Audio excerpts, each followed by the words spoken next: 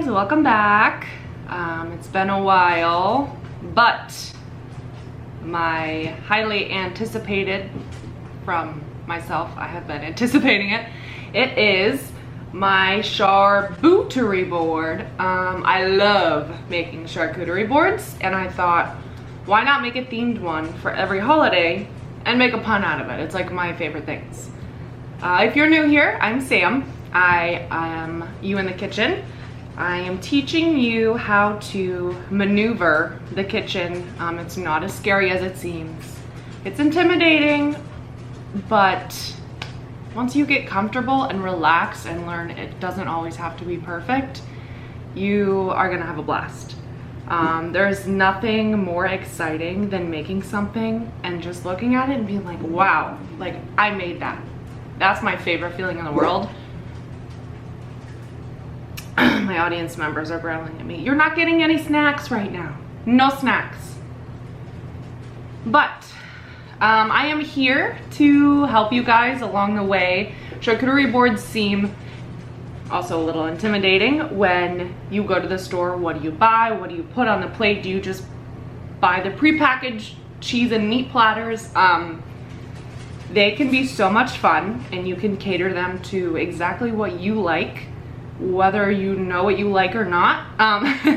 You're gonna find out, trial and error. Buy some new cheeses, some fruits, some spreads that you might not have ever tried before, like what the heck is pumpkin butter?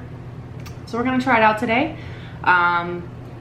Feel free to comment below any opinions you have. Let me know if you have any suggestions. I do plan on doing this every season. I have a few of my puns already planned out, but I'm super excited. I always feel like my best self when I'm sitting down with a charcuterie board and a little glass of wine. I do have a friend coming over later, so we're gonna make some spooky drinks and probably watch a scary movie and snack on all these goodies. So for charcuterie boards, you wanna have different components, clearly, but you wanna have different textures, different flavors. You want to, I see this as like your painter's palette, where you can mix your paints and create the color you want. You wanna create the flavor, the combination of whatever. It might be disgusting, but it might be one of the best things you've ever had, and you put those random things together and wow, delicious. So don't be afraid. Would I say pair a piece of chocolate with a pickle? Not really, but who's to stop you? It's not me. So first, we are going to start with the cheeses. Let me tell you, my favorite grocery store to get cheese, meats, any charcuterie stuff is Aldi. You can literally get the cheese at half the price, maybe a third of the price, than any other grocery store, and the cheese is freaking good. They've literally won awards for their cheese. Amazing. So we're gonna start off. I'm gonna show you all these goodies. One of my favorite things they do is they come out with Halloween cheeses.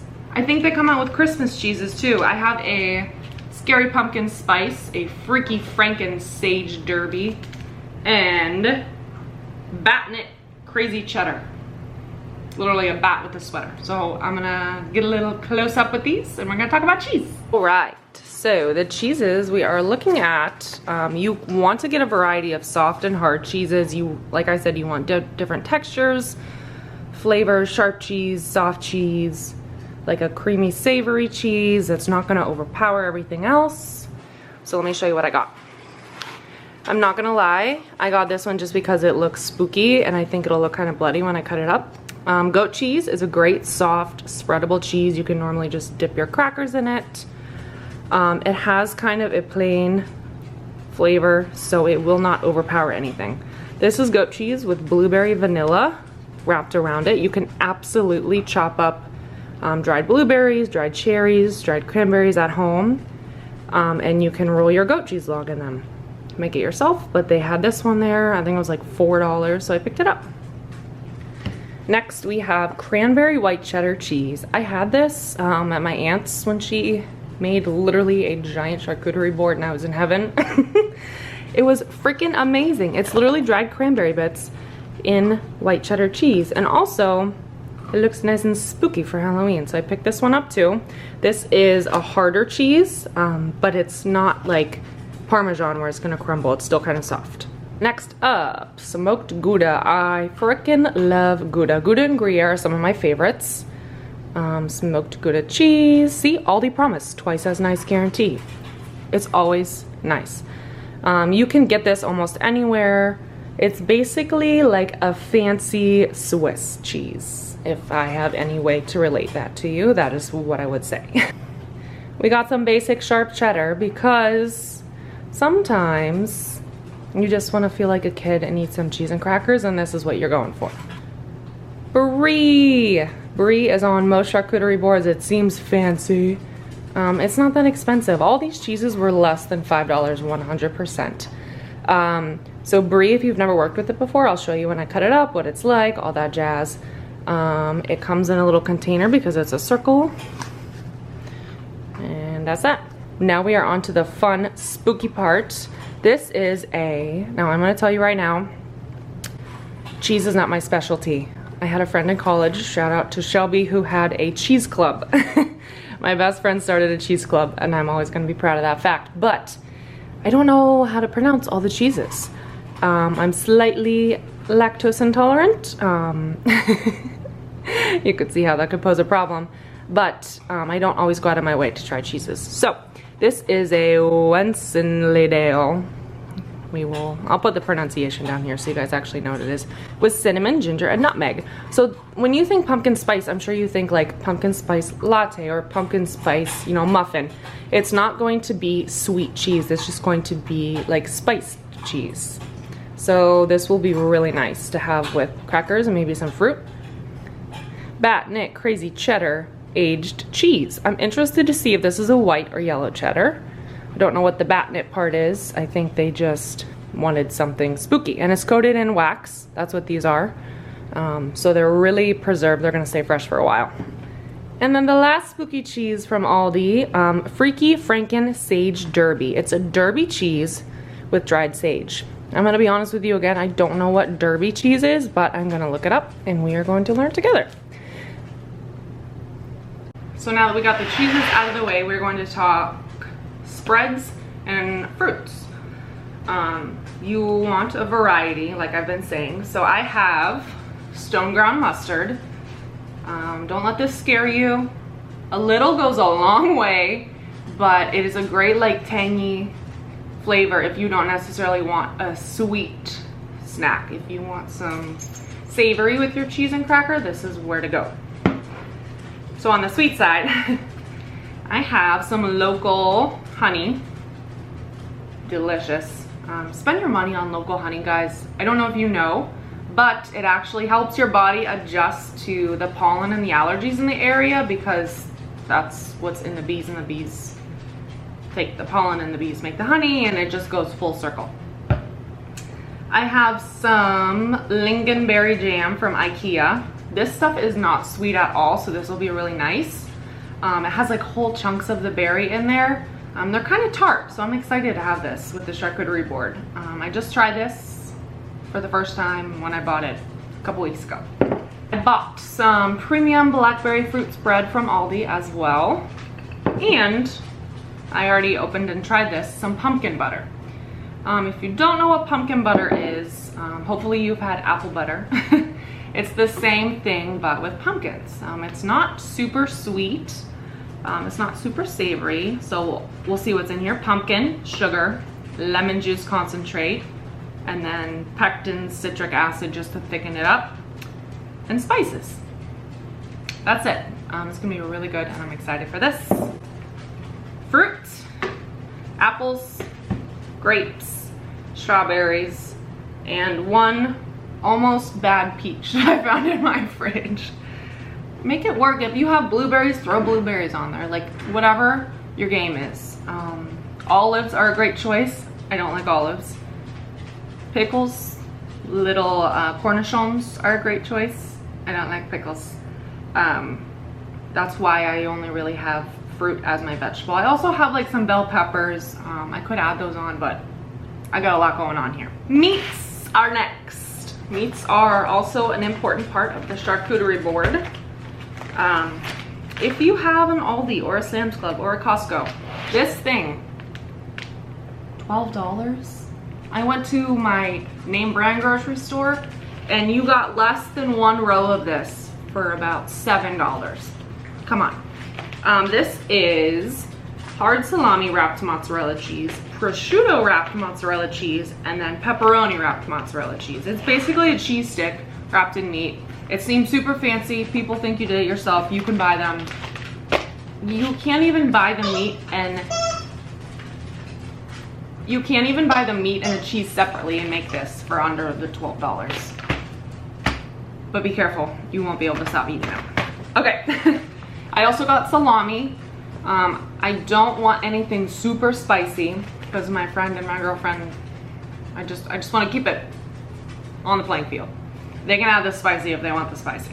So I got some salami. I like that it's so versatile and you get a big pack and it's not that expensive. I also got dry salami. These are the thicker cut salamis that are in packages. You can normally buy them not refrigerated, not in the cooler section, obviously. So that is the meats. Crackers. Crackers, breads, crunchies, whatever you want to talk. A lot of people add sweets like chocolates, chocolate covered nuts to their charcuterie board. I am not a fan of chocolate and cheese. It's just not my thing. Fruit and cheese, yes. Chocolate, I can't get into it. I have a variety. I have regular old circle crackers, OG crackers. I bought a Italian herb flatbread. I have sesame pretzel crisps because I'm obsessed with them anyway. So obviously I'm gonna put them on my board. I got some oven roasted. Now I realize they're unsalted almonds. I meant to grab the salted almonds. And a baguette. I have never put a baguette on my charcuterie board, but once again, my aunt had one and I was like, wow, game changer. This was $2.50, $2.29 actually. I'm probably gonna use half of this. The other half, you can literally do whatever you want. Make a little fancy French sandwich with it, whatever you want. But just get what you like. I like getting different kind of textures, different shapes because I want it to look cute. But if you're just making it for yourself, don't worry about the shapes and all that jazz. You can obviously put as much crunchy stuff in here as you would like. Last but not least, the spooky part. So for this charcuterie board, I wanted it to obviously be in theme. I have some cookie cutters. You can cut some cheeses out with this. I have a pumpkin, a ghost, and a little bitty bat. You see the bat? I also have little letters that spell out boo. I think I'm gonna cut out a boo. I have little baby muffin tins from like the 1940s. Loaf pans actually, not muffin tins. I can put some, you know, cut up strawberries in. I can put some crackers in. I have some muffin liners, cupcake liners. These are little spiders. I also have some reusable rubber ones and they just so happen to be orange, so they'll fit right in. But these are also good for maybe holding your spread. The rubber ones, these ones if you want to put some almonds in them, just to help contain the loose and like wiggly components on your board so they don't spill everywhere. I also have the unnecessary eyeballs, but it's Halloween, so anything goes. But look around your house, you can even just get a little cup. You can put your crackers in a cup. Do whatever floats your boat, whatever you have on hand. It does not have to be picture perfect. As long as you enjoy it, that's all that matters. So I am going to start cutting up some cheeses and kind of doing my decorative part first, cutting out the boos and all that stuff, cutting up my fruit, and then I will probably put a time lapse up of me assembling the board because most likely I'm gonna move it around a bunch of times. And you really just play with the shapes and how you want it. Like, have fun with it. Nobody's telling you that you have to put the apples here and the cheese here and the pretzels here. do whatever you want. Experiment, let it be a little outlet for you. So let's get started. When you are cutting your fruit, vegetables, whatever, you want to keep in mind that they are going to go with cheese and crackers. So you don't necessarily want to serve a piece like this because that's a thick bite. So I'm going to cut them into little strips like so. So you can layer and add all the flavor you want.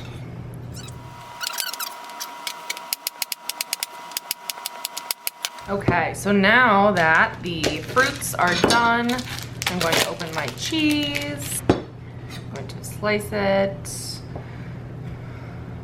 into some kind of thin slices because I want to cut out boom on this cheese. Let's see how it goes. That might be too thick. Let's try this one. Oh my gosh, this is gonna be so cute. Get my little knife. Do my best to gently poke it out. It's a little broken, so I'm gonna try it again, but not gonna lie, that was more difficult than I thought, but I got it out. Here's to the B's. And I'm gonna cut it a little thinner for the O's because I think that was a little too thick. And this, these letter cutters are just from a Wilton cake decorating set. I think I got it at Michael's. You can get them at most like craft store type places. B-O. Hey, I got an O out. In one piece. One more, here we go. And this one is just with one crack. Not too shabby. Boop! This is the cranberry cheese. This is a cranberry cheese I was so excited about. If you want to be very professional and wash your knife in between each cutting to prevent the flavors from going from cheese to cheese, you absolutely can. To be honest, I'm not going to do that because I'm going to put all these in my mouth anyway. So I'm going to cut this into wedges. It is a soft cheese. And believe it or not, cheese is best eaten at room temperature. More of the flavors come out. So don't be like, oh my gosh, I have to make it right before my guests come. No, you're actually doing them a favor. So this one, donezo. Now we're going to dive into the brie. I'm not gonna lie, I got this inspiration from a bunch of online charcuterie Halloween boards, mostly Pinterest. What they do is they take a cutter. I was gonna use a pumpkin, but I think I'm gonna use the ghost. And they, excuse my audience, they press it in. Just like that. And then, I mean, I don't really know how they do it, to be honest. We're gonna figure it out. And then I'm just gonna go along the edge with my little paring knife. And so I can lift it out a little bit, and I'm literally just gonna cut the ghost out. Now, don't forget that it's gonna go all the way down. And brie is a very soft cheese, so it's not just gonna be like one cut and you're out. It's kind of like sticky Play-Doh under there. So my goal is to have a ghost-shaped hole and a white ghost. As you can see, pull it out.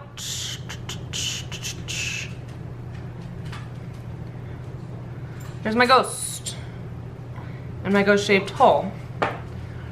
What I'm going to do now, I know some of you may be thinking that's not very practical, but I want to do it for show and then just cut it up for the rest of the night.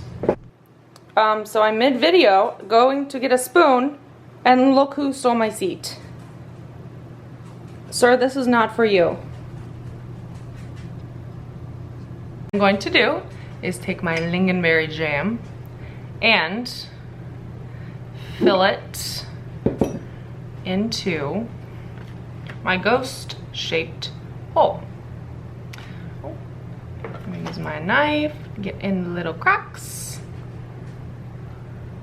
So now, look, I have a little spooky ghost. So cute and so simple. All right, I have been waiting for this just like you. So to open this, you are going to make a little cut into the wax of the cheese. Do not cut through the cheese. I mean, you can cut through the cheese, but I'm gonna do this on the back because I want to try to peel some of the wax off without cutting the whole cheese. And it is possible. All right, so this is a hard, crumbly cheese. I mean, I guess it's a little soft, but it's very crumbly. So I'm going to cut it, see? And then when I'm making my board, I'm going to kind of just crumble it up into a couple big pieces like this, because I'm just gonna make a mess on the board if I don't. On to the next spooky cheese. We have the Batnik Crazy Cheddar, and like I said, I don't really know what type of cheddar this is. Okay, it's just a white cheddar, which I'm excited about because I love white cheddar compared to a yellow cheddar. This is a much firmer cheddar than the this one that I got. So I'm gonna chop it here because I'm not gonna use all of it tonight. And then, get a piece of this wax off. I'm just gonna cut it in some little chunks because it is also kind of crumbly. Now don't feel like you have to cut all of your cheese and fit it all onto your board. Cut what you want, and then, you know, once you eat most of it, if people want more and say, hey, I love this cheese, you have more. Okay, when you have a blank slate like this, the best thing you want to start with is your biggest items. Our baguette. And here I'm literally just going to move and shape and go from here. So whether you want to skip to the end or watch along, your choice.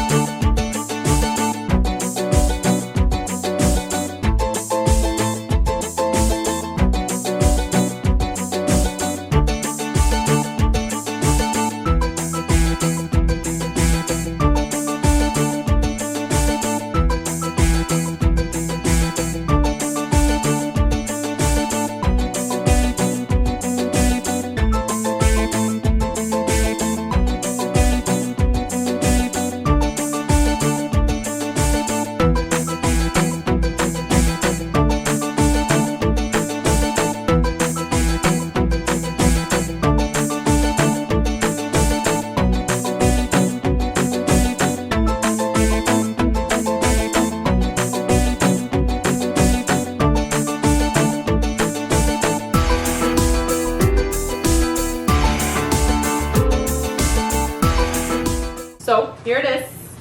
Whether you followed along or you skipped through me making a whole board, I changed things about 500 times, but there are no rules, so make it however you like it, whatever you think looks good. If you want a board that's 75% cheese and you want 4 crackers on there, nobody's gonna stop you. I am super excited to dive into this, especially this little ghost in the braid. And I think I'm gonna do a Thanksgiving one next because that is hands down my absolute favorite holiday. But I'm really excited to do all the different holidays and themes, and even if it's not a holiday, like Shark Week, I'm excited for that one too. But thanks for watching. Let me know if you try this out, and have fun. Go outside of your comfort zone, try some new cheeses, some new crackers, all kinds of things that you wouldn't think you would try. You just might like it. So enjoy your charcuterie board and sweet dreams.